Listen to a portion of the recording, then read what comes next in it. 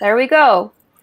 Hello, everybody, and welcome to our, I think, a 10th coffee class. Is it really? Wow. Yeah, it's been a ride. Happy Juneteenth. If you didn't hear, Netflix has, or not Netflix, HBO has Watchmen available for free this whole weekend to celebrate. Oh, is that right? Yeah. So Oh. definitely check that out. It's great. So yeah, Black Panther. Yeah, Right, is everybody, I mean, do we know, are people still streaming in? Or Yeah, people are still coming in. let's, Alexie, well, I'll just, as I love to do, I'll put you on the spot. So what are we seeing next week? Rear Window. Yes. We've been talking, we've decided to do a classic a month. So we'll be sticking with modern films for the most part, and then once a month we'll do a classic that, really is important to film history and the way we look at film now. And Rear Window is one of the best Hitchcock films, and Hitchcock was the master of suspense, and important to delve into, in my opinion, and John's opinion, I think. And I've seen it before. Oh. Wait, this week or no? No, I saw it in class.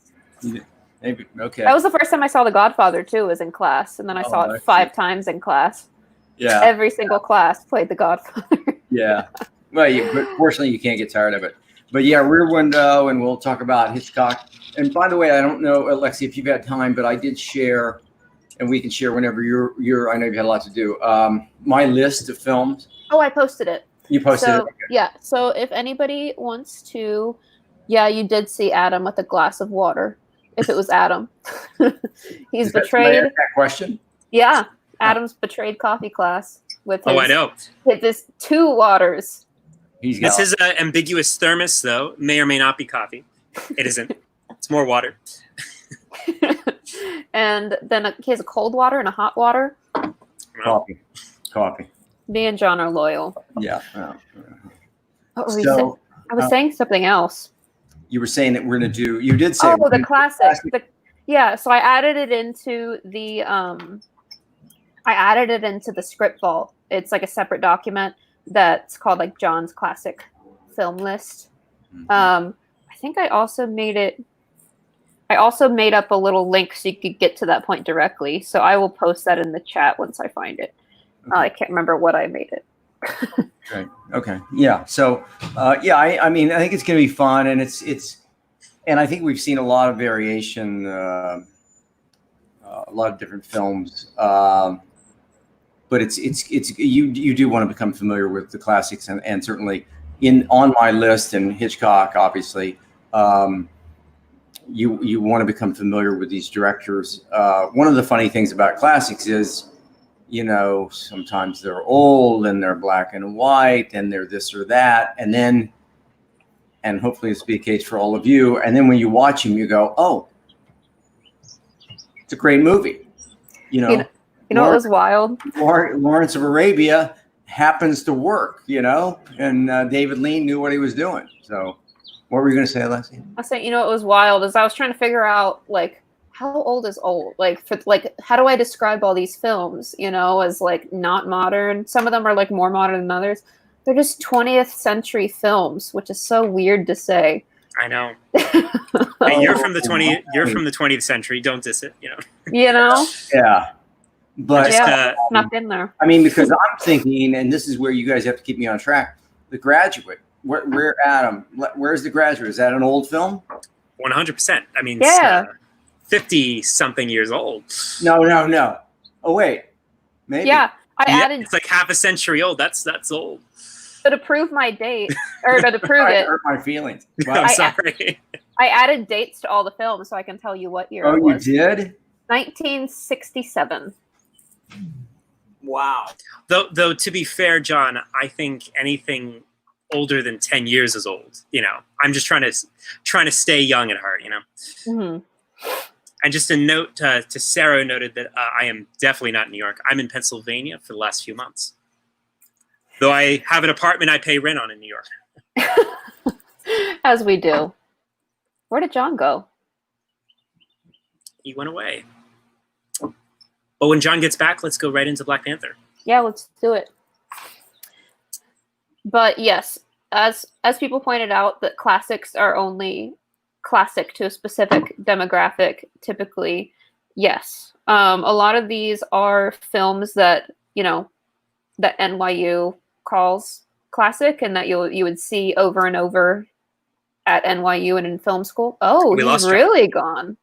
All right, we'll give John 2 minutes. You want to text him? I'll text him, yeah. If I can talk about classics for a minute. These are classics from certainly an American Hollywood-centric perspective. And, who's to say they're classic? Film schools in America idolize old Hollywood, and so those films definitely have a huge advantage on placement on those lists. So personally, for me, I enjoy new films specifically because they stand on the shoulders of the giants. They've learned from the lessons and conventions of the past, and they refine them often. Like, I think the 90s a lot of the films from the 90s are a lot better than when Hitchcock was kicking around for the most part. But that's just my opinion. And there's some films now that are just blowing me away. I love that Mean Girls is now a classic. Well, it is. It is. I love. Yeah. It's not on John's list though. I should make my classic list. So John will be back soon. I might call him, but Adam, I'm going to answer some questions. Yeah. Yeah. Go. I was going to say that people wanted to know about our backgrounds, and this could be a time to just quickly say it if we wanted. But I'm going to call John. Joseph had a good question about what's particular to classics that make them so valuable to study. I would say the classics that John has assembled on his list are technically well-executed screenplays with great directors.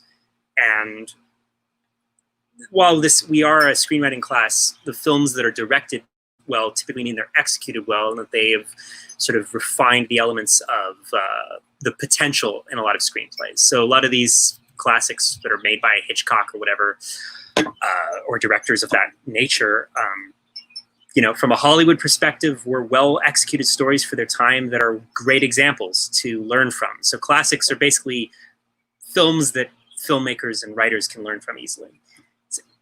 Top 5 films we should watch. That's on that list. That Alexie pumped out. I think Alexie already shared the link. Let me find it. What happened, John? I'm embarrassed to say, but I reached over to make sure that I wouldn't hit the surge protector button. And hit the surge protector button? Oof. Sorry, was I gone a long time? That was as fast. Oh, just 2 minutes, 3 minutes. I had to monologue. We had to trash you the whole time. What'd you do? We just trashed you. Huh? Yeah, we just trashed you the whole time. Trash me, good. Good. Okay, so should we get in? Maybe everybody's here now. Okay. Yeah, let's do it. Let's get into Black Panther. Okay. So I love this film. It's a great film. It's a fairly convoluted film. There are a lot of things going on. So I'm gonna focus mainly on Black Panther, on our protagonist, and go through that, and then I'll talk more about these big Marvel studio movies versus independent films. But for the moment, let's talk about Black Panther. So it's pretty straightforward. We meet Black Panther. We do some flashback where we meet Eric, and we hear about Vibranium and this metal that's got special powers. We meet the king. Things move pretty quickly, and what I want to say, Wakanda. We know that's going to be our normal world, and by 5-6 pages in, we've pretty much met everybody. We also, very important, and this is somewhat unique. Black Panther and Nakia, I hope I'm pronouncing all these names correctly. We see them, we know that he loves her. And he freezes when he sees her. And she, we will find out that she can't stay there. She can't stay, she's gonna have to leave home because she's got bigger things to do. She's got a larger agenda. And this is going to play in, and I'll talk more about it later, but this is going to play in with the agenda and with the theme of the film, which is really important. And it's somewhat unique the way they've done this. This reminded me, and this is it sounds like a little bit of a reach, but there's a wonderful series on TV, maybe on Netflix, called The Crown. And it's about Queen Elizabeth. And there's a moment when in that series, which is a really good series, when we find out that the king has died, and they tap this 17 or 18-year-old girl on the shoulder and they say, tomorrow you will be queen. That is for Queen Elizabeth, the inciting incident of her life. And of course, for Black Panther, the inciting incident is tomorrow you will be king. The beauty of that in both of these cases is that I can't believe I can't imagine anybody else has made this analogy. But anyway, and I'll stop after this. The Black Panther and Queen Elizabeth, you hear those two people mentioned in the same sentence all the time. Now, but the fact that they get tapped, you will be king tomorrow, you will be queen tomorrow, and the beauty of it is they are ill prepared. If they were ready to go, there wouldn't be as much conflict. The fact that they're not ready to go is where all of the conflict comes in. We meet friends still early on. By page 14, we meet Shuri, his sister, who's also a friend and kind of a minor mentor. They move pretty quickly. Again, we meet Eric at the museum. He steals the vibram, and we meet Claw. Claw is, I'm curious to know what you guys think when we break it open later, but Claw is actually, I don't think he's the antagonist. And in fact, I think that Black Panther is his own antagonist. So that brings me to, what is Black Panther's objective? And this is, I think it's interesting. I would argue that his objective is to be king. And yet he's been named king, but he's not a king in full. He's not a real king, and he knows it. So again, it's debatable. I'm curious to hear what you guys think, and I hope you've got questions about this and maybe contrary points of view about it. But Black Panther, I believe he wants to be king, and he doesn't know how. So the inciting incident is, now you're king. That's on about page 27 or 28. He's ready, but he's not ready. And he even says, I'm not ready for this. Nakia, again, she wants to help the world, so we're tying that in. That's why she can't stay. She can't be with him. So I'm jumping around a little too much, but he is a protagonist. I believe he's his own antagonist.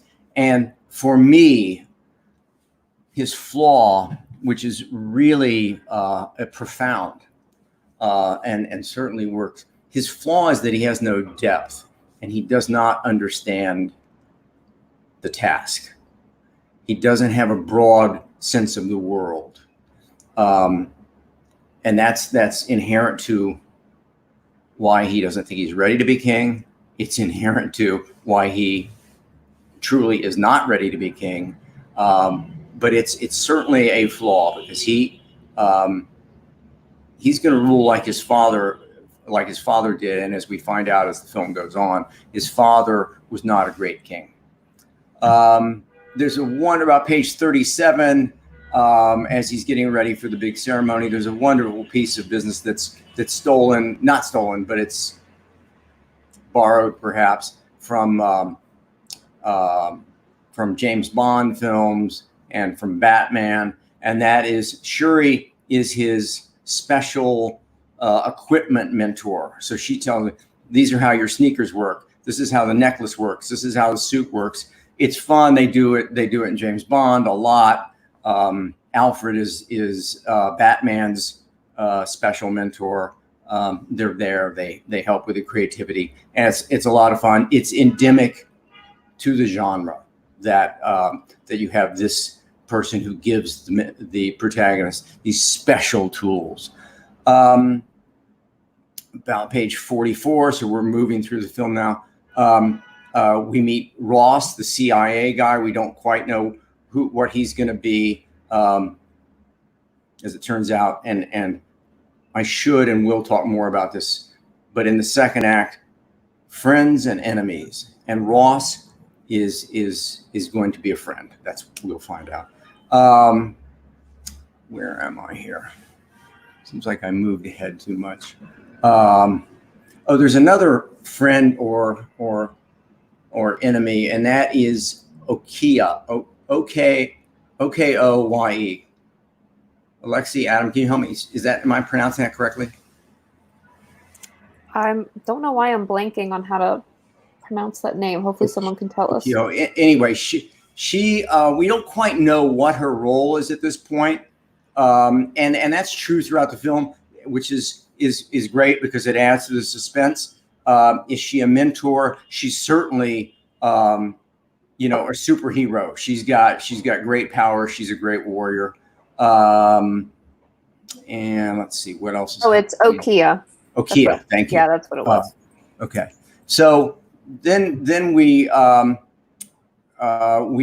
realize that Ram's out there, and we've got to go, and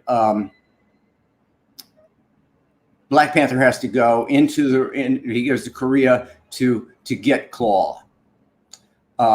Big action piece again. It's a Marvel movie. A lot of great action stuff going on. Great fight sequence, completely over the top. We never forget that this is a cartoon in a way. In that genre, there's a lot of killing. It's so hyper in the way that's depicted that it's fun to watch. We don't really believe it. It's not tied to reality. Obviously, none of this is tied to reality. Claw has that great, powerful arm that's made from vibram. So there's all the fighting, this and that. And by page 60, and I'm moving a little too quickly now, but we'll come back and pick stuff up. Black Panther has failed to bring Claw back. So this is indicative of the fact that he's not ready. He's not a king in full. He's not ready. And it's right after that, about page 61, Erik shows up, and Erik is there. I'm looking at my notes. There's another big fight, and I know I go into this every week, but these little details in this fight, Erik and Black Panther, there's a great moment when Black Panther sees the ring that's on a chain around Erik's neck. So it's a minor detail. It's an important detail because it's the ring, and he knows that there's something going on here. Erik's more than what he appears to be. And shortly thereafter, about in this mid 60s, in that page rank, and this is a very long film, by the way. We find out that all of this backstory, which is exposition, but we find out it pretty quickly, and that is that Erik was left behind. That Black Panther's father, the king, killed his uncle and left the kid behind. Thus, you know, that's the reason behind Erik's rage. What else is going on? Great moment. And again, it confirms for us. Nakia says to Black Panther on page 72, you must decide what kind of king you want to be. So that's clearly a mentor talking, saying to the protagonist, it's up to you. I can't make this decision for you. And she literally says, you have to decide.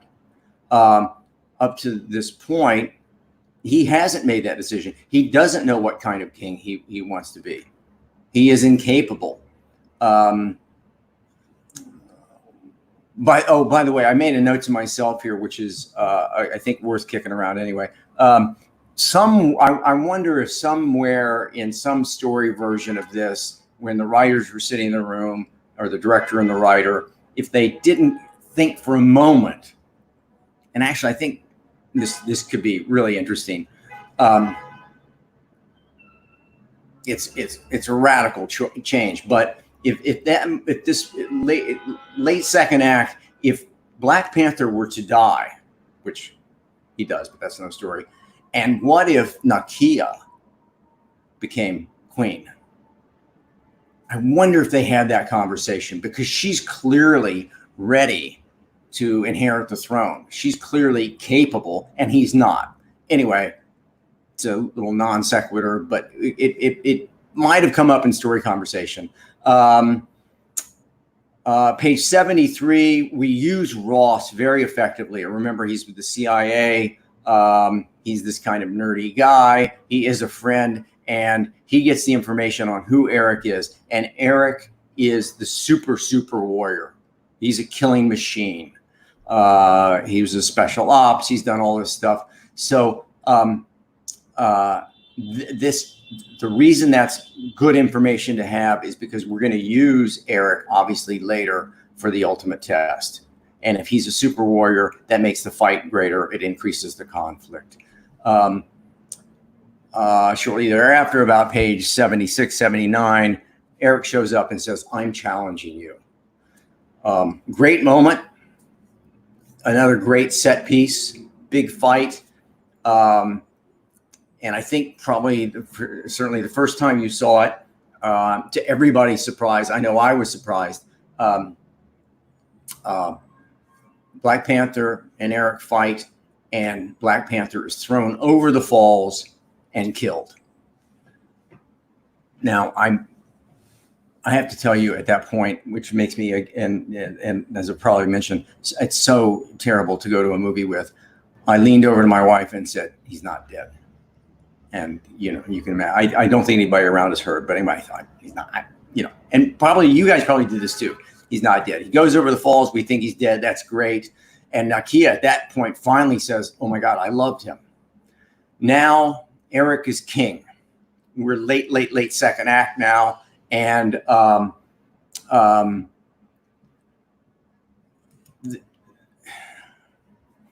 curious to hear your questions about this, but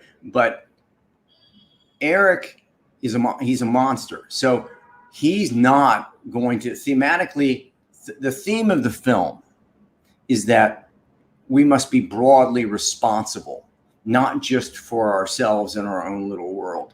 And Erik is counter to that. He's saying we're going to go out and we're going to rule the world and we're going to wreak havoc on everybody and everything. He preaches violence. So we've got a monster.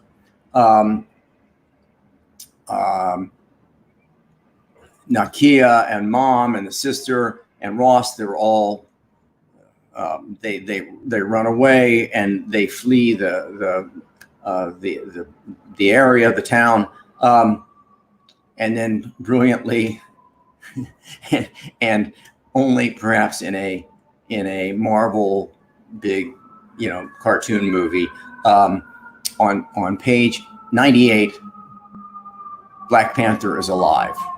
He's buried in the snow. He's alive. Oh my God. so he can come back and fight another day. He is, after all, our protagonist. That's why you knew, and I knew, and everybody knew that when he went over the falls, he wasn't dead. But that's cool. Erik takes the throne. Again, he's a monster. We cut back to Black Panther, and his sister has the necklace. So now he's going to have to step up. He's going to have to fight the real fight. Black Panther returns. So again, the beauty of this ultimate test is what is the thing that your protagonist fears most? And what Black Panther fears most is Erik, because Erik already killed him. He killed him once, so you probably don't want to get back in the ring with this guy.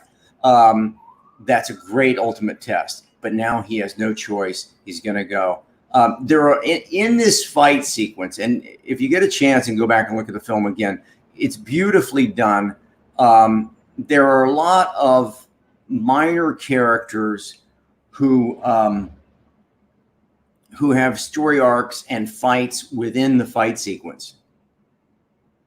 But you notice that the writers and the director are very, very conscientious and make sure that it's Black Panther and Erik in the last fight. And they have to go one-on-one. Sheriff Brody, I know I've said this 100 times, Sheriff Brody has to go one-on-one with Jaws. Dorothy has to fight the Wicked Witch.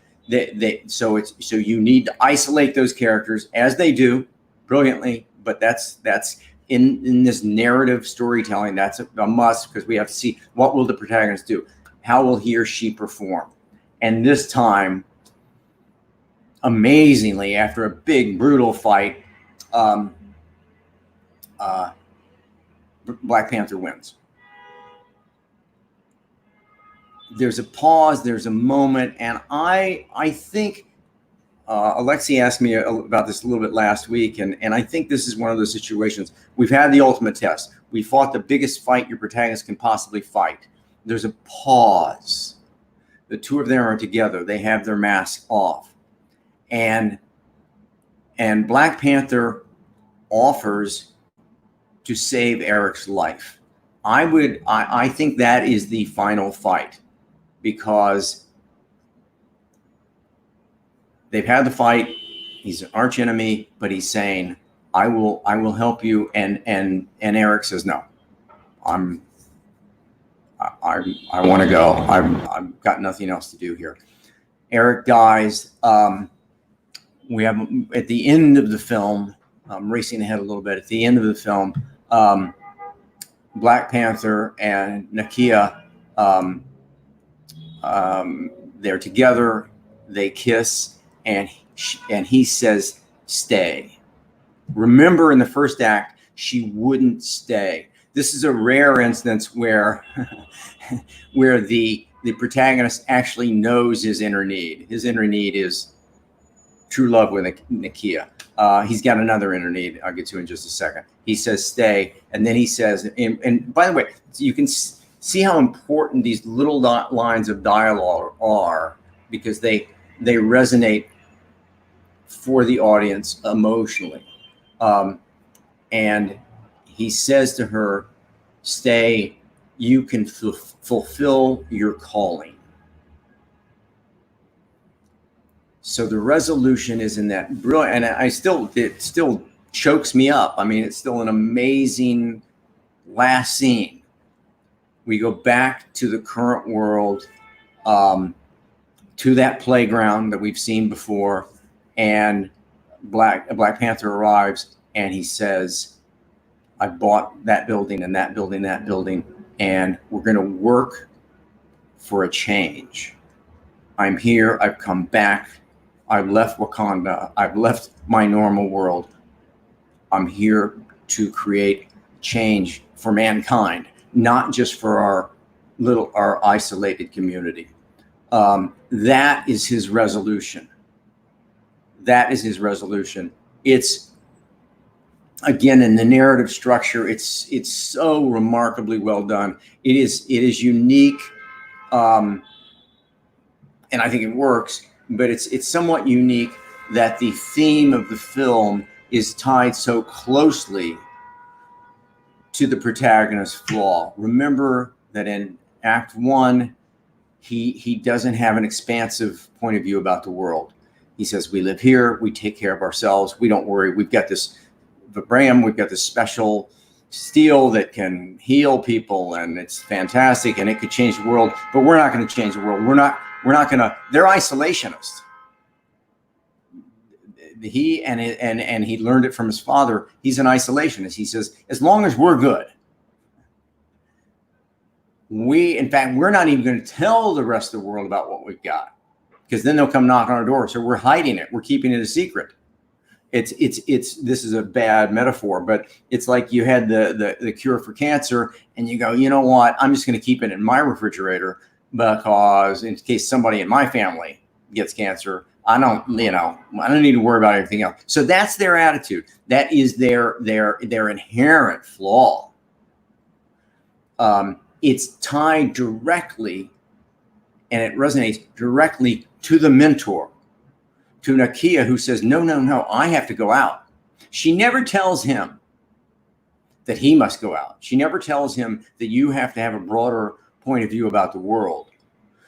But and again, it's a great line in the movie. She says, you have to decide what kind of king you're going to be. And he doesn't even know at that point. At the end of the film, the resolution is there. He has decided, and we know, most importantly, we know what kind of hero he's going to be. He's going to be expansive. He has broken out of his world. He has corrected his flaw. The last line in the movie, I'm curious to hear what you think. I think the reason that it's there, and it's so simple and so clean, the little boy comes up to him and says, who are you? As you heard me say probably a couple weeks ago, in a different film, the protagonist would say, I'm Spider-Man. But in this film, he doesn't answer. But for me, because he has resolution, now he knows who he is, and he's king. It's a great movie. It's made all the better because they've taken a genre that is frequently used just for pure entertainment, over the top entertainment, blow them up, shoot them up, big fights. This is, and I think one of the reasons this film did so well worldwide is because they used the genre and it had a theme. They used a genre that doesn't always have something to say, and it has something big and profound to say. And that's why it resonates for us. That's why it's such an important film, such a great film. So, Alexie, are you there? Yep. Let's see. I'll bring me and Adam back. There we are. Okay. Love that film. So, so good. I'm curious. So I wanted to label some of the beats in Europe. What do you think the midpoint was specifically?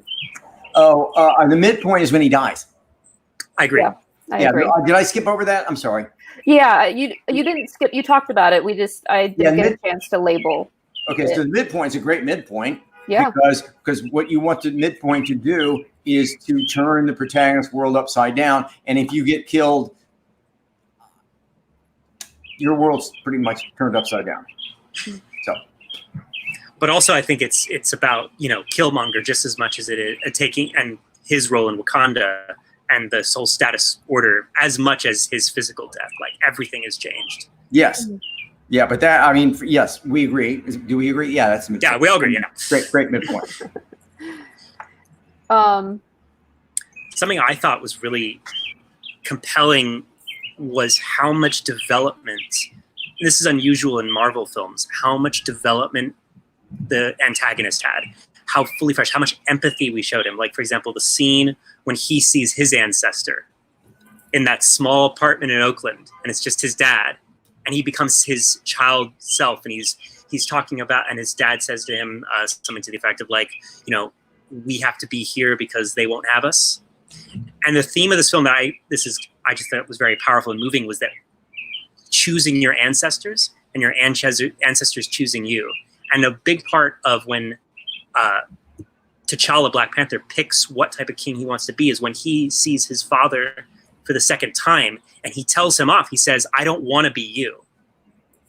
Yeah, you're absolutely right. And I moved through the, I don't know why I did. I moved through the beat sheet a little too quickly. That's a great point when he says to his father, "I think you were wrong." Yeah. And that's a big deal from going where he started, which is right. He revered his father, to saying, "Oh my God, I'm enlightened, and I realized you were wrong." And yeah, I moved through that beat too quickly, but yes, absolutely. And just one thing I really just wanted to say that I didn't get until I just rewatched it. When Killmonger, his dying words, he says that he would rather, one of the reasons he would choose to die instead of be healed is that he would rather be like his ancestors and jump off of the ships into the water and drown them in bondage, and he's choosing his mother's ancestors instead of his father in the Wakanda. He says, "I would rather die like my mother's, those who weren't of Wakanda heritage." Yeah. That's powerful. It's a great point. I think he says, "I choose not to be bound." Yeah. Or something to that effect. So, and that line is really jumps out at you. But your point's really well taken, that they go deeper with all of even the secondary characters in terms of their development and their richness and the texture than might typically be done in a Marvel movie. Yeah, I personally am not the biggest Marvel fan. For that exact reason, is that they spend so much time developing their protagonists and the villains, with the exception of like Thanos and Loki. A lot of the villains are so ham-fisted and like they exist to exist and fulfill the function of the overall plot so often. And this film was such an exception. Yeah, you're absolutely right. I mean, the only place for me that wasn't true was with Claw. And part of it's the way the actor played it, because Claw is so over the top all the time that I'm thinking, please kill him so we don't have to watch, Do you know who that was? That was Andy Serkis. I know. I didn't recognize him the first time I saw the movie. But he's really good, except for they pushed him. Yeah, it's so over the top. Yeah. A fun fact is that the production designer for this movie made like a 400-page Bible or something insane. Wow. Yeah, I was looking for it forever and I couldn't find it. But yeah, Hannah Beachler is her name. Yeah, I've been trying to find it. So if anybody has it. And just a side note, this is not related to the script, but Ryan Coogler only agreed to do this film provided he used his team, his production designer, his cinematographer, and his editor. And Marvel has an in-house team for the most part, and he was able to swing that. Wow. That's a big deal. Yeah. So the production designer, I'm sure she felt like she wanted to earn that Disney money, Yeah. Yeah. Can I just real quickly? This is kind of a more practical aspect, but I think I noticed that this question's been coming up quite a bit, and I just want to address it real quickly. And that's going to Spec Scripts, because we a lot of people asking about Spec Scripts, and I if you love this genre and you get it, then I would never be one to say don't write to this genre. I mean, write what feels good to you, what you love. Do that, because that's what you're going to do best, no question. But you should know that the real practical aspect of writing a enormous budget action or cartoon movie is that the studio has these projects. God, I hope I'm not being too pragmatic about it. Too late now. Anyway, the studio has these projects in the pipeline for years. And they've done so much research because they're going to spend hundreds of thousands of dollars in production. They're going to spend a fortune in promotion and print and advertising. So they've done all their research. They know exactly they're going to get cooler. They know exactly how they're going to put it together. It's almost unheard of that they would buy a big $100 million production cost movie and make it, because they have too much exposure. It's too dangerous for them. And that's why Spec Scripts, on the other end of the spectrum, for independent films that don't have such high budgets but are somewhat quirkier, you can sell those. It's a little easier to sell those because, again, not so much money is being invested. They also aren't, the independent films, they aren't as judicious about story. And I mean, this script, I would love to know how many, Adam probably knows, how many drafts this went through. Because the studio, just imagine that the head of the studio, if it's Bob Iger or whoever it is sitting there going, okay, we're going to drop a couple $100 million on this. I got to know we've got this thing buttoned up. Does that, so that's, again, a lot of you ask about Spec Scripts. Do I write? And if you write big budget things and you love it, write them. But know that chances are what'll happen if you do it brilliantly, an agent or a manager will get it, shop it out to studios, and they'll say, wow, this man or woman really knows how to write this genre. We'll hire them to do, God forbid, Pirates of the Caribbean 25.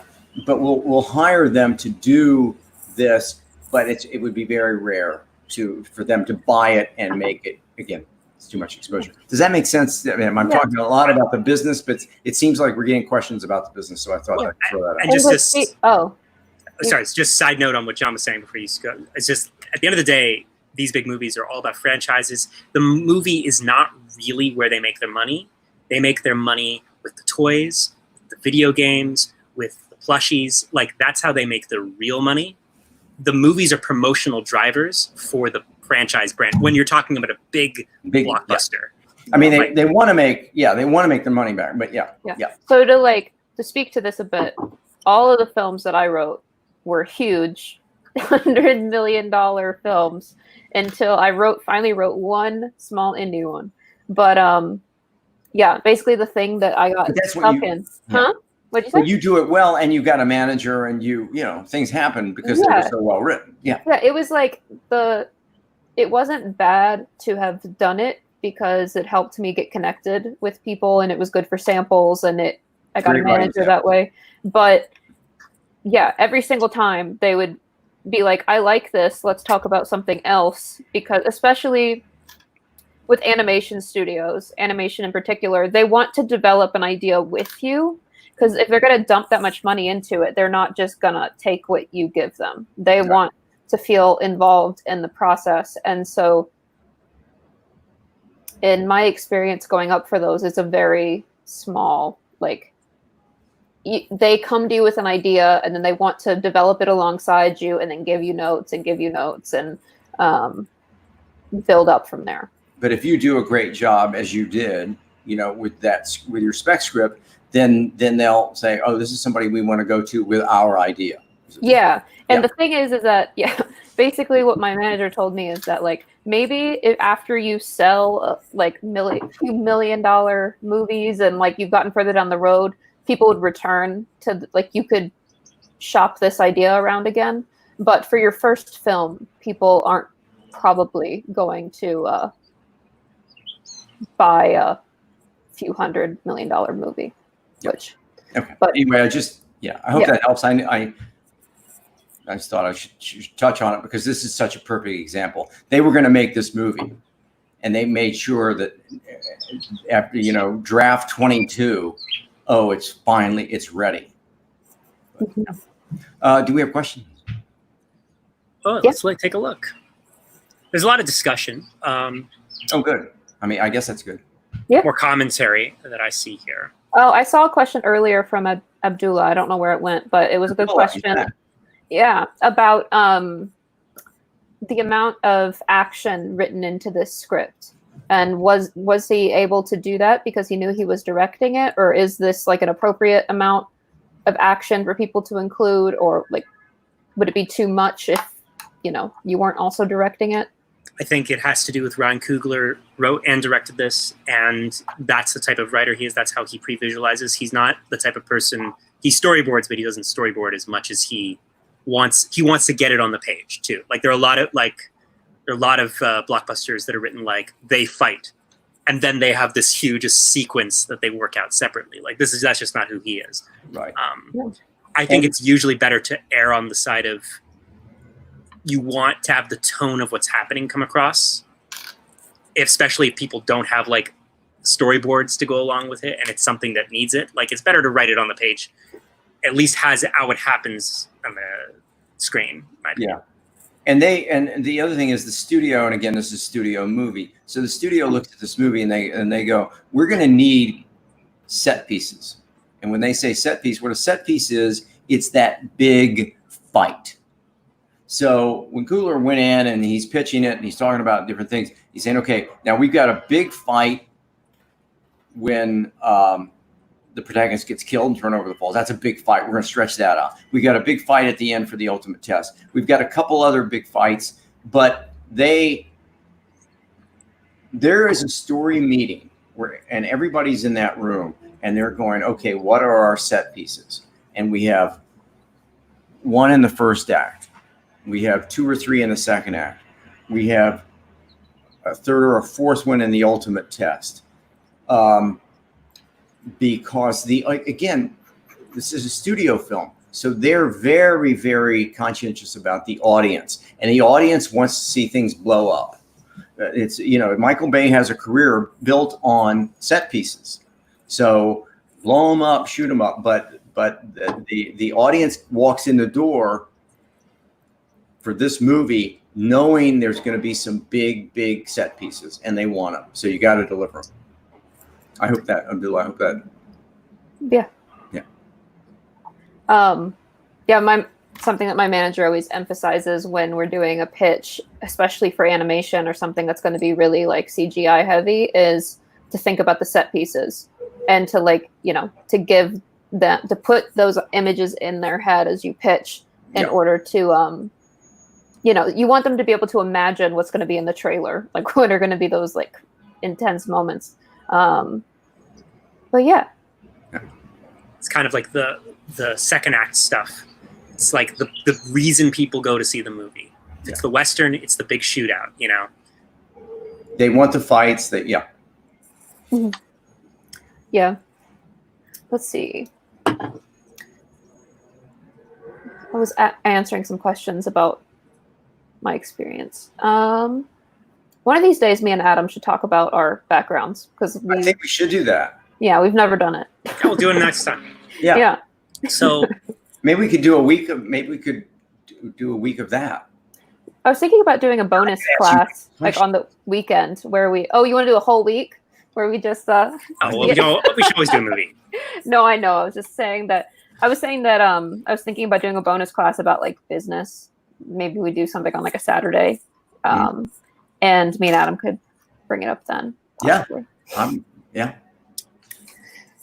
Cool. Yeah, somebody brought up, Tanmay brought up Fury Road was all storyboarded. Fury Road, I love Fury Road. And they asked them. That's a perfect example of set pieces that are amazing. It was a 400-page storyboard, and the studio was like, well, where's the script? He's like, this is the script. And they were like, no, you have to write a script.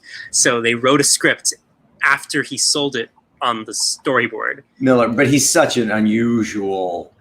He was the director of Happy Feet, Yeah, I know.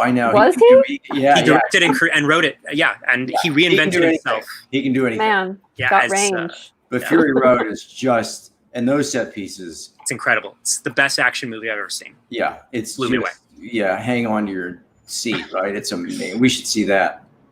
Anyway. And it's a cartoon. A great exercise for a film like that is to watch it without the sound. If you really want to know why a movie like that works, you'll realize how much goes into the editing and sound design. And that and also just like the story beats and like why certain moments are emphasis, like why a reaction shot, it really works. But it's such a clean, it's an example of why are we talking about Fury Road? But anyway, it's a great example of, it's a very clean story. It's a very clean, it's a road, come on, it's a road movie. So here's a question I thought was interesting. What is the difference between the midpoint and the resolution if the protagonist decides not to be like his dad? Because at the midpoint, around the midpoint, but he also told his dad there that like you were wrong. Yeah. I think is what this is highlighting. No, that was a little after. That was a little after. Wasn't it before he met? Before Eric challenged him, though? No, because he told his dad he was wrong the second time he went under, which was after he had died and he was covered with the sand. Oh, so you only see your ancestors when you have the flower of the Black Panther flower. Yeah, you're right. And also, I think that quite. So the resolution is when that is the moment at the end when we know he has changed forever. We know he has corrected his flaw. When he tells his father, "You were wrong," is he going to act? Is he going to confirm for us, the audience, that he has in fact changed? And again, it's that brilliant scene when he goes home and he's on the playground, and we know he's going to work for the betterment of all. I love that end. It got me emotional. I was surprised. Yeah. Huh? It got me emotional. I was surprised. No, me too. Especially if you know Oakland, you know. Yeah, and I'm very macho, so I don't. Very macho. I cry all the time. I don't cry. I do like now little, on the inside. I've never cried in my life. Yeah. I do the withheld tears. Never in real life, just in movies. I've never cried. Good to know. Not once. I'm crying. Let's see. Let's see if we can make Alexie cry. I don't know. It's not that hard. What is the character arc of Killmonger? That's a good one. Yeah, that's a good one. I think for me, what do you think, Alexia? Well, just first that like not all antagonists necessarily have arcs, but a lot of times good ones do. Killmonger has an arc for sure. Yeah, no, I was just pointing out that they don't. That in general, antagonists don't have to have them, but I feel like the movies that really stand out and are strongest often have multiple characters with their own arcs in addition to the protagonist. Did you want to? Oh yeah, so I think for him, it was kind of going back to what I was saying earlier about choosing who his ancestors were. Like the whole, and it was about his father told him about the sunsets in Wakanda and how beautiful they were, and like why he always wanted to be there, and why he did all of this was to come back and also to save the 2 billion people who he felt were being mistreated by society with Wakanda resource. But that was the external goal. The internal goal for him was that he wanted to come back like his father. He wanted to come back and be at the place his father always told him about. And at the end, he chooses to die instead of stay there. And he chooses to die like his mother's family and ancestors. And it's because the ancestors didn't choose him and his father. That's my read on it. I think you're absolutely right. And by the way, just on that note for a second. So as we're exploring and analyzing and breaking these stories, and you're getting a better understanding of these choices the writer makes, it certainly builds a stronger story if you use these things. That was a great question. If your antagonist has an arc, it just makes it a richer story. And again, hopefully in this class, you're starting to think, okay, now I might be able to get away without doing it, but if I do it, it lifts the script. Ben Johnson has an interesting question. For people who haven't seen the other Marvel films, what was it like watching this film? This was already in the middle of the series. For me, it's been a while since I've watched a Marvel film, so for me, this felt really self-contained. Yes, there were other characters, like, for example, Andy Serkis's character was in Age of Ultron, I believe, and so was Martin Freeman's character. Like, there are lots of elements, and you could tell that this was a larger part of a continuum. Like, there are certain things that they had to include because there are plot elements in later films that are planted here. But for the most part, this was very self-contained, I think, compared to like Captain America, or Civil War, or something. I don't know. Yeah. Yeah. No, good answer. Yeah. I'm getting into history, and I was responding to a comment, and I get absorbed. So I have to announce to talk about Ronan Sarmas's first book is published for free. You get paid nothing in publishing. We're talking about the fact that like before you get a manager, before you sell your first script, all that kind of stuff, you often have completed a few other things before you do it. So like that's what writing on spec is. It means writing on speculation. Right. Yeah. But to clarify, it's not because you have to give away stuff for free. No. If anybody is actually engaging with your material, you're getting paid, period. You know, like it's just people write scripts because they're not good. You have to get good before you can get to the level of having something. Or they're not right. You know, like you could write something that is good and not know that a studio is currently developing something exactly like it, which is what happened with my internet script and Wreck-It Ralph. Yeah. Oops. Yeah. Oops. That's the problem with high concept ideas, though, is that, you know, there are only so many like ingredients and combinations in a context that's market like available. You know what I mean? Mm-hmm. I don't know. But the just to make sure that you understand. So you're writing the spec script. Ideally it sells, but the other thing that happens is it is your calling card. Let me back up just a little bit. We touched on this a couple weeks ago, but you, for instance, you would never. I think never is the correct. I think extreme, but you would never get into a room to pitch a story until they've read your script. So the spec script is a calling card. The spec script says, I can do it. I can put it on the page. They read the spec script and they go, wow, this is fantastic, as happened with Alexie. And they go, we want to meet you. Then you get into the room, they tell you their idea that they want you to write, or they say, what, have you got an idea you want to write? But they need to know you can execute. They need to know that you can put a story on the page. That's why we're here. You've got to put it on the page. If they buy a pitch from you and you say, oh, I finished the script, 14 weeks later, here it is. And by the way, I should mention it's 300 pages long. They made a mistake. So that's why you write a spec script, to show that you can do it and use all these elements. For sure. Huh? I was saying for sure. Agreeing. You do your best. Yeah. And you only get better. You only get better. That's what I was trying to say. And something I shared before with people, I think, John, I think you were the one to tell me this, was that, it was really wise. I was, but go ahead. It's that by even like finishing a script, by writing something from beginning to end, you're already in the top like 1% of aspiring screenwriters. Well, it's a big 10%. You think that one out of every 10 people who think they have a script idea has actually finished a script? Well, I wouldn't call somebody. I would say anybody who started a screenplay. I think that's what I would. Okay. I would say everybody has an idea because everybody thinks about doing anything at some point. Anything that seems like easy money. So I would say anybody who started a script, I say 1 in 10 people finish. And I don't know. But that's an excellent point. That finishing your first script, finishing it, getting it down and going, oh my God, there it is. It's 115 pages and it's got a beginning, middle, and end. That's no easy task. And if you can do it, I had this friend, he was a sitcom writer. He wrote half-hour sitcom and he was very successful at it. Did I tell this story already?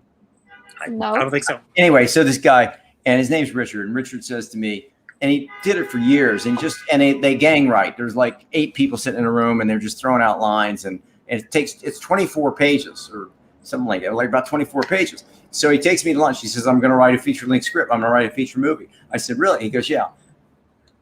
I was kind of snickering, but not visibly. And I'm thinking, bullshit. But I'm going, okay, cool. And he goes, so, what do I need to know? We talk about it a little bit. He says, yeah, I'm going to do that.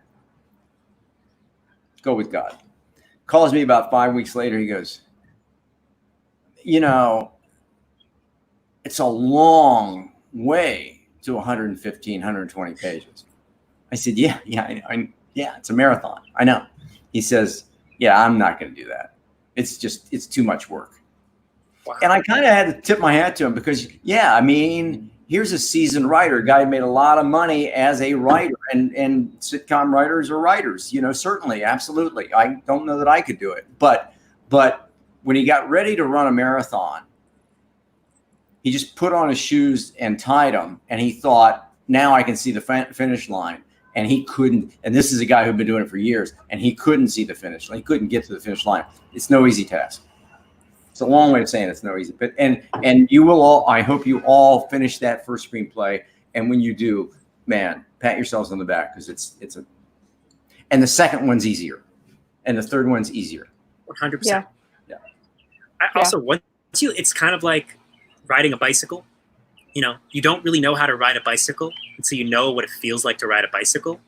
Yeah. And the act of writing your first thing and finishing it is kind of like teaching yourself to do something you don't even know what it feels like when you've done it right. And when you've gotten to the end, you have a muscle memory and a complete experience. You know what kind of you know which area to shoot in the dark more and more every time you do it. And your tools get more and more refined. Yeah. 100%. Something that I did as a kid when I thought I wanted to be a novelist. I wanted to write. Oh, she's a little taboo now, but good old J.K. Rowling. I typed some pages of Harry Potter to feel what it felt like to be J.K. Rowling. That's a good idea. And I think Adam, at one point you suggested people. Did you suggest retyping a script so they feel it? One of the exercises I send to people who finish writing the short is take a screenplay you love and really admire and type out the whole thing. Oh my God! And I did that. I did that twice in my life, and I learned so much. I did it halfway for one of them, but still, you get a sense of like, this is what this voice is. This is what an edited. This is the balance of how much narrative action they put. Like, you learn so much like about the physical act by doing that. It's like really good practice. Yeah. And what are the rhythms? How do I? Yeah. Because dialogue's like music, you know. There's a rhythm to it. There's a feeling, you know. It's interesting. Yeah. So let's see another question. We had a question. Abdullah was asking about script doctors. So like if you have a screenplay and a script doctor comes in and wants to like help you fix it and add their name, what do you do? Wait. Oh, can you pull that back up? Yeah, I got it. Oh, wait. Script comes in and his name, your original script. What do we have to agree? Bruce J. Friedman just died a couple weeks ago. Was he a script doctor or something? He kind of fucked me over on a script, and but I felt bad that he died. I want to make that. But it was just I read the op, and he was a really good writer. But the first thing that he did, he came in to rewrite a script that I had done, and I got a call from the studio saying Bruce J. Friedman, like I should be happy. Bruce J. Well, I should be happy. Bruce J. Friedman's guy. I said, okay. First thing he did was put his name, not mine, on the cover sheet, and then he changed all of the characters' names. So if I had Adam was my protagonist, he made him Bob. If I had Alexie was love interest, he made her Sarah. He did all this stuff because here's the deal. They just want to put their fingers on it. They want to put, and this is true. Not the other things I say aren't true, but if you write your script, first of all, studio buys it, Abdullah. So you write your script, the studio buys it. You no longer have ownership. They paid you. Now they may pay you and they may say, we want you to stay on for the next rewrite, and the next rewrite, and the next rewrite. But then they may say, hey, as they do with me, we're bouncing you and we're bringing in Bruce J. Friedman. Now, you don't have, by the way, you don't have any say-so over that. When they pay you those bucks, again, they own the material. And then here's the qualifier. So you've written your draft, which was the original draft, and that's the Bible. That's the Bible. Then somebody comes in and rewrites you, and the film's now going to get made, and there are 2 drafts, 2 writers. Then what happens is both of those drafts, this happens all the time, both of those drafts go to the Writers Guild. The Writers Guild has an arbitration team. I've actually been on the arbitration team. The Writers Guild has an arbitration team, and that team, I don't know how many people are on the team, but anyway, there are a number of them. And that team reads both drafts. Here's the tricky part. If Bruce rewrote 70% of my script, we share credit. Is it literally 70%? But nobody can qualify that. That's why he went through and changed all the names. He was changing as much as he could to try to bump it to 70. But 70%, you can't. How are you going to say 70%? I mean, it's a vague unknown. But that's so. And by the way, the reason that's really, really, really important is that when the movie, you've got back. Oh, this is too technical. Well, anyway, you've got back end. You've got residuals. You've got all this stuff. If I'm the only writer, I get all the money that's coming in after the movie gets made, all the residuals, all the foreign sales. If not, if Bruce rewrote 70% and arbitration came back and said, John, you and Bruce are sharing credit, Bruce gets half of the money from there on out. Yep. Which is why I killed Bruce. Bruce didn't really die 2 weeks ago. No, it's a joke. It's a bad joke. I couldn't say that. I don't understand the reverence for people who just died. Sort of like, just because somebody was an asshole and when they were alive doesn't mean they weren't when they were dead. I don't get it. No, the guy mad is the executive who fired me. But I remember I said, slip me the draft when Bruce was done. And the first thing he did, my name was completely erased from the cover page. I'm like, what a guy. Then he went through and changed it. But he's trying to get to that 70%. Abdullah, to answer your question about answer what? Oh, I was just going to try to answer Abdullah's question about the script doctor thing. I think you should not allow them to get credit because at that point they become a co-writer.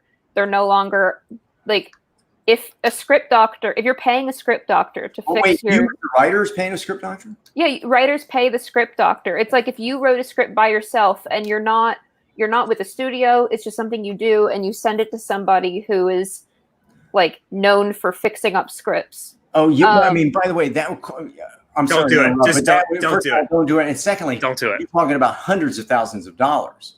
Yeah. I mean, potentially. Yeah. It's so. Yeah. What? Go ahead. What? I was just saying that in that scenario, if you decide to go through with it, I would not you don't pay them and give them credit. And you don't. I mean, it's like ghostwriting. Like you've heard of somebody doing this, but I mean, if you have a ghostwriter, you have a contract with them that says that they can't say that they wrote your thing. Yeah, like that's how ghostwriting works. At least for books, I don't know. It's I mean, it's such true. I mean, maybe it's like I have a friend. I've never heard of it. I have a friend who ghost wrote a best-selling famous young adult series, and I can't say what it is because they might get in trouble, but you know what I mean? Like there's a contract and she's like, I can't say that I wrote this million, seller because I have a contract.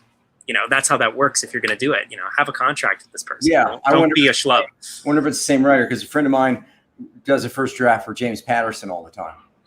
I know he does that. She gets paid handsomely, but you never see Max's name on any draft. No. Yeah, James Patterson he was a Scholastic writer, so we had to deal with a lot of stuff when I was working for Scholastic. Yeah. And he just constantly cranks out all these books, and then you're like, because he doesn't write them. Of course not.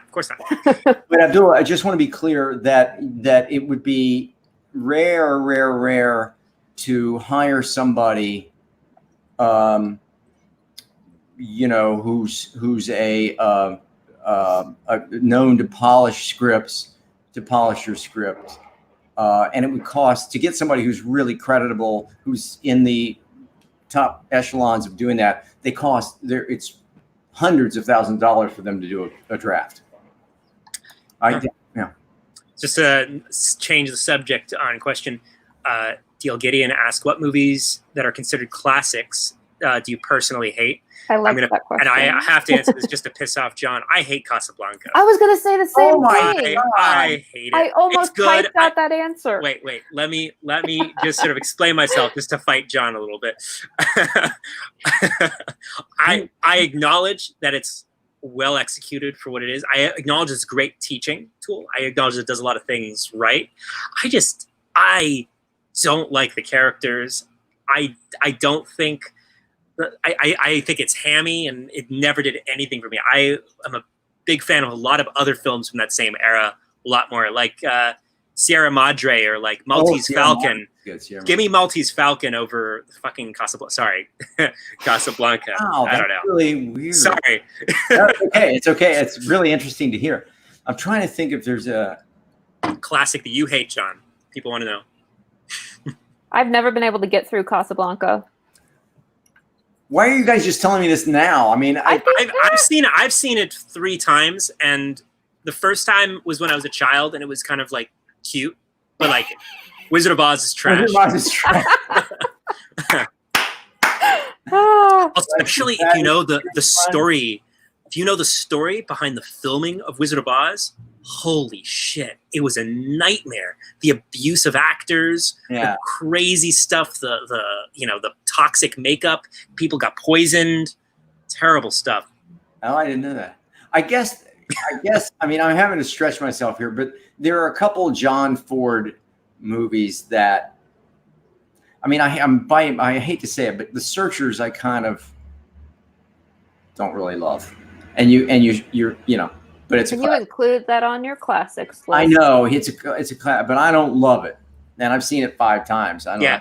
I'm going to see it until I love it, I guess. But Casablanca, you guys are really, that's going to take me a little while to get over that. I'm sorry, John. I know it hurt you. I feel like I've not seen enough classics to know which ones I don't like. We're done. You will before we're done. We'll get you 1 a month. Rear Window's great. So that was funny. Wizard of Oz trash. I think that's great. By the way, Dorothy does look about 35 years old, but yeah, okay. Oh, I thought she was actually pretty young. She was 16, right? She was 16. Yeah, she looks 30. Yeah, I don't know. One of my bashing Judy Garland. I don't know. People are still talking about the whole like ghostwriting situation, and Theo asks that studios will often hire writers to rewrite dialogue while shooting. I don't know if it's often, but sometimes. Is it often, John? I know that it happens. So what happens is and by the way, this is a little bit of it's a little bit of Hollywood legend. So there are only a few. Who was Princess Leia? What's her real name? What was the question? Huh? Princess Leia. What's her real name? Oh, Carrie Fisher. I was right. Carrie. Carrie Fisher was renowned as a script doctor. As a script doctor, and they would say, Carrie, here's a script. Go in, punch the dialogue, because she was so funny. And they'd go in and punch the dialogue, and they'd pay her a fortune. She'd just go through it, punch the dialogue. She did it for everyone? She did it a lot. And a lot of times without credit, but they had to hit her with a check. I mean, she was like... That's how she made all that money after she went through her rehab, blew through her Star Wars money. Yeah. I did not know that. No, Carrie Fisher was kind of the... And by the way, so on that note, there are only a handful. And sometimes you're in Hollywood and you're sitting with some writer at lunch and he's going, I want to be a script doctor. I'm like, what are you talking about? There are only 5 people who do it, and you're not a very good writer. So, get real. It's a very, very small group. They go to the same people over and over again. Those people can go really fast. They can turn the script around like in a week because they're just going in and punching dialogue. One of the most famous ones is for Tootsie. They couldn't get Tootsie quite right, and they couldn't figure out what was wrong with it. And what is her name? Jeannie Berlin is her, Elaine May. So they go to Elaine May and they say, would you look at this? Because something's not right. And she looks at Tootsie and she goes, oh, the main character, Dustin Hoffman, needs a best friend so that he can talk to him so we can hear what's going on internally with Dustin Hoffman. And they're like, they did the same thing with Coraline. They did the same thing with the film. Really? Coraline was in the book, she's by herself going through the adventure. And in the film, they give her a friend so she can have, this can be dialogue in the movie. Yeah. So Elaine May just said that. They said, okay, would you do a draft with that in? And they did. And then Mike Nolan was looking at it and he said, let's make the movie. We're done. It's perfect. So, but there are very few people who do it. And again, I just want to be realistic about that. And maybe some of you out there are going to be so fantastic with dialogue that you become a part of that small club. And I hope you are, because it's a good club to get into, because you work very quickly. You turn the scripts around in a matter of weeks and you get a big check. Those are the screenwriters with the unusually nice houses in LA. Yeah.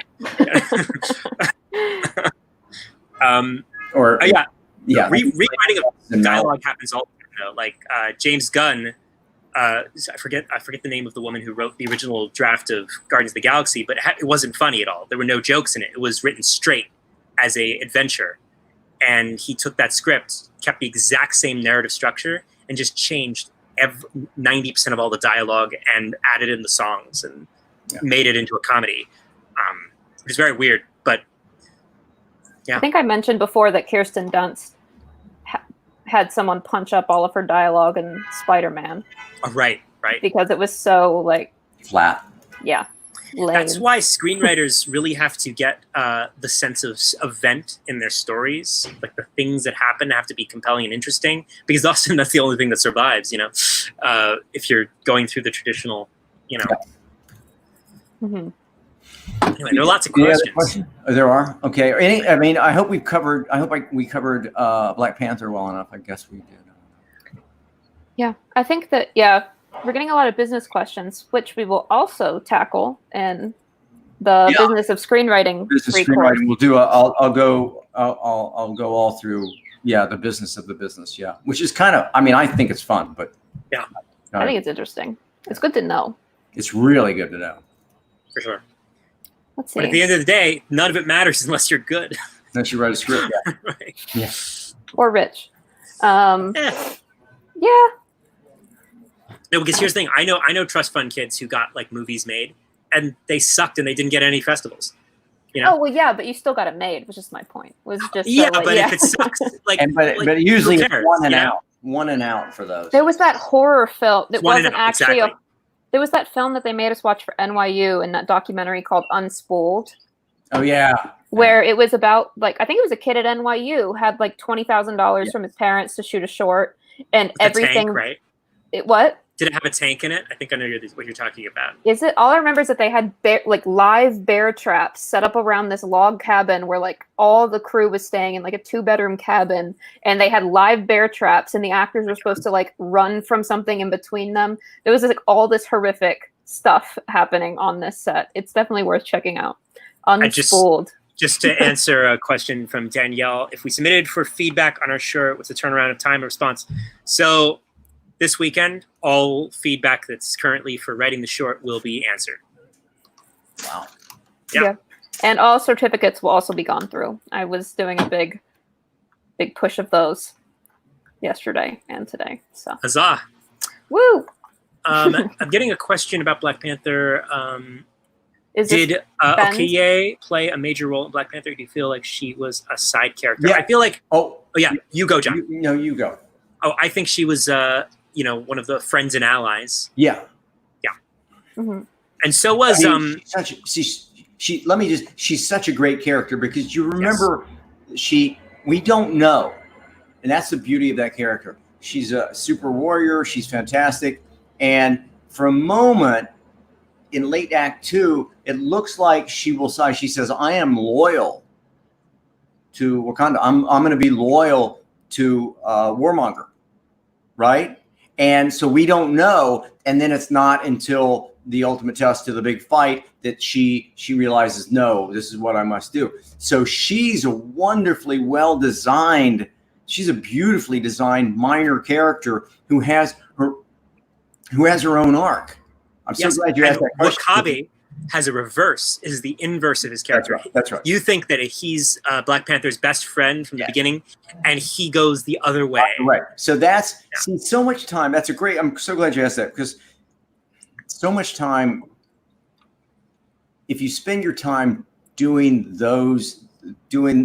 arcs for your secondary characters, it really pays off. And those she's an excellent example of, because I'm watching, I'm nervous that she's not gonna help Black Panther. Anyway. Let's see. I see a question. I wanted to ask Mark. Yes? Yeah, Mark Noah's question. Yeah. What about the question of bringing characters back from the dead multiple times in a movie? I have strong feelings about false deaths in movies. Yeah. I think you should stay away from them. I think they're cheap, and the audience loses trust from you, and it makes danger. It takes away the feeling of danger in a movie. Yeah. Like you feel like, oh, she died, now she's back. And now she's alive. Yeah. No, it's a really, well, as I said, when he died, when he went over the cliff, I went, he ain't dead. No. Right. That's why Game of Thrones was so right powerful, was because they said, oh, you think this guy's important? He's dead. He's dead. And then he never came back. How did you kill him? Yeah.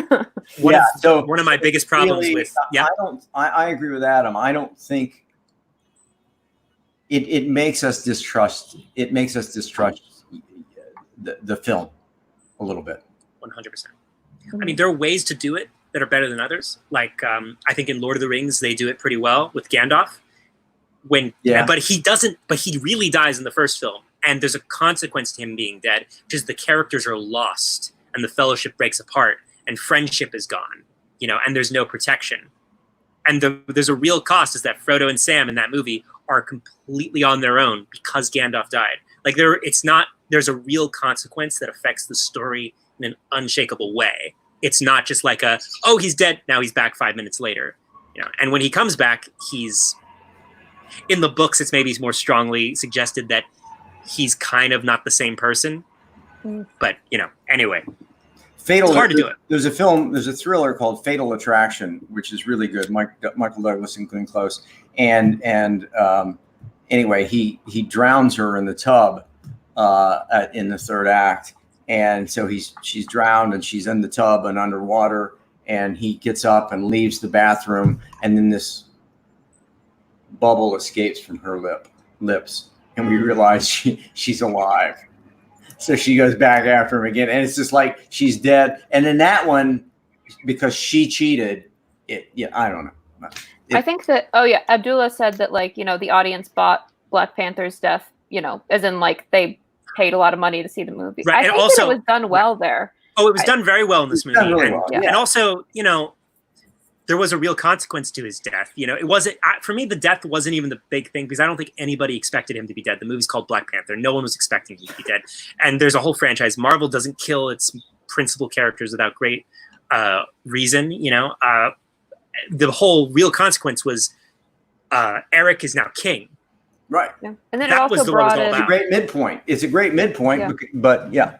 And it also brought in M'Baku's whole... all of his people. So that was another point of it, with the title. And Deal has a point, which I think is very important to bring up, is it's tricky since Gandalf isn't human. Yes, he's a Maya spirit technically, but his vocation as Gandalf, his vocation as an Astari, as Gandalf the Grey, was left unfulfilled. So he had to take on the mantle of Saruman the White. So he became Gandalf the White. Sorry, I'm a huge nerd for Lord of the Rings. I've only seen... I'm still trying to get over the fact that you don't like blogging. You're such a nerd. But anyway. I don't know. I'm kidding. I've only seen one Lord of the Rings, and I saw it in Spanish. So really? Yeah. You should read the books. Why? I speak Spanish, but... Oh, you do? You do? Yeah. Oh. Yeah. We're learning a lot today. I'm half Cuban. Are you? Yeah. Adam Del Rey Schaller. I'm white, but I went to a school that taught math and science and Spanish. In that order? Math and science in Spanish. Yeah, they just kind of taught it to you. It was like an immersion public school. It's a good idea. So now I only know how to talk about science in Spanish. That's so funny. But it's horrible on standard testing. Go ahead. Side note, Alexie. Lord of the Rings is great. Fellowship of the Ring is special. Fellowship, no, because it is. If you know anything about adaptations and the act of adaptation, it is a masterclass in adapting difficult source material. Because Lord of the Rings is unadaptable.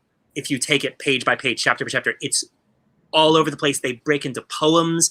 Literally the first words of the book are a dissertation on Hobbit pipeweed and the history of the different family lines and their relationship to like what they grew in what area and the old king. Like it's an unadaptable book, and they rich and beautiful and fantastic. But like for a movie, the way they took out Frodo's plot line and they compressed certain characters and focused the central action in a textbook but effective and emotionally resonant way. Fellowship of the Ring in particular is a masterclass in adapting film. I recommend it to everybody, but I need to watch it. I love your enthusiasm. Okay. And Return of the King won something. It was a clean sweep, and it's tied with 2 other films. Ben-Hur being one of them is 12 Oscar wins. What? I didn't know that. Yeah, and Philippa Boyens and Fran Walsh deserve 2 Oscars for writing those screenplays. Holy shit! So, Adam, do you like Lord of the Rings? Is that? Oh yeah. Well, I used to read them once a year. Oh my god! I don't do it anymore, but it takes me about a month. You know, but it's important to me. I tried to read The Hobbit once in 5th grade because I insisted that I was smart enough to be in the smart reading group, and then I cried every night because it was too hard. So you do cry. You do cry. No, I misspoke. Didn't cry. Do we have any more questions and all that? Are we about to wrap? Where are we? Kaylin. Sorry. Also, side note, Parks and Rec, I think, is the best sitcom of the last 10 years. That's a great sitcom. Oh, and people talked about how people often think that like a lot of it is improvised, and it's usually not. Yeah, there's only like a handful of moments, I think, where Chris Pratt got to add something. What they did, the reason that rumor got propagated was that the last take of every scene, they'd let the actors improvise. Yeah. But they rarely used it. Yeah. That's, by the way, when making a film, if I just for a second, but when making a film, if you direct and there may be a moment when the actors want to improvise. Shoot, if some of you are going to direct, and if you direct, shoot the script. Right. Shoot the script, because as you are learning by now, you've written that scene 10, 14 times.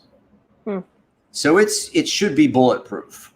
Should you let the actor do? Sorry. Let me just say So and then for the actors to go, hey, got a great idea, we just want to wing it. If you don't shoot the script and you say, okay, you guys wing it, you're so good and funny and wonderful, and we'll just shoot your improvise and we'll lose the script, you're going to get home with an edit that's got, as it turns out, a scene that is not as good as the one you wrote. You'll be dead in the water. So the best way to do this and to make your actors, placate your actors, is to say, okay, you guys are great. Let's shoot out the script. We'll shoot the script as written. Make sure we got it. And then say, let's do a take where you guys improvise. Because, by the way, they may hit it. But if they don't, you don't want to go home with footage that doesn't cover the script. It's a really important point. Just to address some questions about that, like Kate Turn brings up, what about Curb Your Enthusiasm? That's television, and it's a sitcom. Curb Your Enthusiasm is all improvised. There's no script, and but but they have the events. He has a very intense, specific outline, and he knows certain characters at certain moments are going to bring up certain lines. And by the way, he's hired those actors because that's what they do. Right. And they shoot long, so they can cut down. So they shoot long, so they've got stuff to edit because some of it's not working. So and that's really rare. It's an anomaly and he can get away with it. But John, there are exceptions. I would say not the Judd Apatow, but the Adam McKay comedy films the Will Ferrell comedy films of the mid 2000s really were structured and organized to have improv. And and you're right. If you're doing typical camera coverage, one single camera, stay the fuck away from. Sorry, I keep swearing today. You stay away from improvs. But the way they shot those movies, they had 18 cameras in the room. Yeah, so they're covering everything, and so they can edit. Yeah. Anyway, anything else? What else? One or two more. Abdullah has a good one. Do you agree with the statement that film is a director's medium and television is a writer's medium? Yes. Yep. Well, not writer. It's a showrunner's medium. Right. Yeah. But which means the showrunner and their team of writers. Yeah. But like even that one little team does the individual writers on the team don't necessarily have. I've been on power. the set. I've been on the set of TV shows where, and it's painful. I've been on a set of TV shows where the director will say, Adam, can you stand over there? And you'll see the actor who's now done 40 episodes of the show. Look at that director like this. Really? And you're like, oh my God. He's saying, because next week, that actor is going to be back on the set. That director will be replaced by another director because every week they roll. Was this a sitcom? This is, and it happens an hour too. I mean, sometimes they go with the same directors in sitcoms. Right, I was asking in that situation, was that I saw this in an hour, and I know for a fact that the actors on that show did not know the director's name. Wow. Yeah, and the director was a buddy of mine, and I was standing next to him, and I was like, and I just slipped away because the actors are going, man, I've done 40 episodes of this show. And you're going to tell me where to stand? I don't think so. It's tricky. Nice. Yeah. That's funny. That's a nightmare. I don't want to direct, so I think it's great. I do want to direct. Directing's fun. It's a lot. I mean, it's a lot of headaches and a lot of pressure, but it's so much fun. Well, when I directed for the theater for the first time, that was what made me a better writer. After I had that experience about 5 years ago, I got over a lot of the problems that were holding me back as a writer because I understood what actors were actually doing. And until you understand, like some people get it initially, like, oh wait, this is meant to be performed and interpreted. You know, like some people did. Like I didn't get that when I first started. You know, like you had this idea of what you were doing, but until you actually realize what is this document? Why is it being used? Yeah. Even like when we did table reads of my script, John, in your class, we got those fun table reads together and actually had actors doing it. Yeah. When actors do it, it just sounds so much better than I imagined it. Sometimes. A lot of times. Sometimes. Yeah. If they're good, they take the script. If this is the script, and then the actors bring a layer. And if they're good, they bring a layer that just elevates everything. And you go, oh my God, it's coming to life. Yeah, I was like, how did you do that? That's not even. Yeah, the good ones, you know. Do we have one more question? How are we doing time-wise, Alexie? Speaking of, are you guys going to do a directing class? No, I don't think we're going to do a directing class unless John and Lexi. We might do a mini class. Like, I have opinions. I have things. I mean, I could certainly, and this might be something that we bring. This might. You know what? This is something we should bring into writing. This is something we should bring into the business of screenwriting because it's a real education to work with a director who's now got your script in his or her hands, and I've had this happen a number of times, and then disseminating their notes, and you have to, I mean, you have to do what they want. And working with them and taking notes in that process. And as Adam was saying, going, oh, I now see why you're saying this scene, which I thought was a wonderful scene, why it's not really going to carry and it needs to be tweaked, rewritten, or polished. That's an interesting, you know, I mean, I know I said this a couple weeks ago, and I won't go into it again, but I spent a week in Washington, D.C. working with Frank Oz, who at the time was a big director. And Yoda.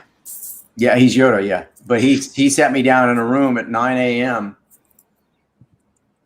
and started feeding me coffee and made me read every page in the goddamn script. Wow. And tell him why it was in there. Wow. That's great. I was liquid. I was on the floor by 5:30 that afternoon. Wow. And it was a lesson. But I didn't know. I didn't tell you real quickly. So yeah, we go in and we're in Washington, D.C. doing research on this film, and everybody loves script, and the script of the studio had bought it. Frank and I are meeting people and figuring it out. And he says, so tomorrow morning, come to he's got a suite. I've got a nice room. We're in a great hotel, but he's got a suite. So he's come to my room. So I get there. Did I tell this story already? No. Anyway, I had no idea this was a thing. I get there and I said I wasn't going to tell it. Now I'm telling it. So anyway, I get there and he's got this buffet laid out, fruit and eggs and croissants and everything, coffee. And so he says, turn to page 1. And he says, let's just read that. You know, he's got that voice. And I'm like, and I'm thinking, he can't, we're not going to sit here and read the whole thing. And then we just dissected that page. Let's go to page 2. And we just, and then he had lunch brought in. And every once in a while, he'd say, we'd take a break. He said, let's go. He said, you go your way, I'll go mine. We'll walk around the block, back here in half an hour. So we come back. And then about 4 o'clock in the afternoon, it was such a great trick. About 4 o'clock in the afternoon, I was dead, man. And we're on page 82 or something. And he goes, and the doorbell rings, and there's the concierge. There's the waiter with 2 pots of coffee and a fucking basket of candy bars. He was getting me jacked up so I could go on until 6:30. So I took the sugar and the caffeine and we just kept working. I mean, but it was a master class in, tell me why is this scene, what? Yeah. Anyway, sorry, but it was really fun. I mean, except for I felt like I'd been beaten up. Anyway. You know what's funny, John? What? Is that a few people had agreed that they wanted you to end on a funny celebrity anecdote. And I was going to ask you to do it, and you just did it. And I did it. And on that note. So yeah, don't forget that coffee class donations go to Black Lives Matter this month. Donations. And Rear Window. Rear Window. You're going to love it. You're going to love it. It's one of the best Hitchcock films, and masterclass in, you know, suspense. Yeah, I enjoyed it for what that's worth. Okay, thanks everybody. Cool. This was fun. Bye. All right, adios, everybody. Bye.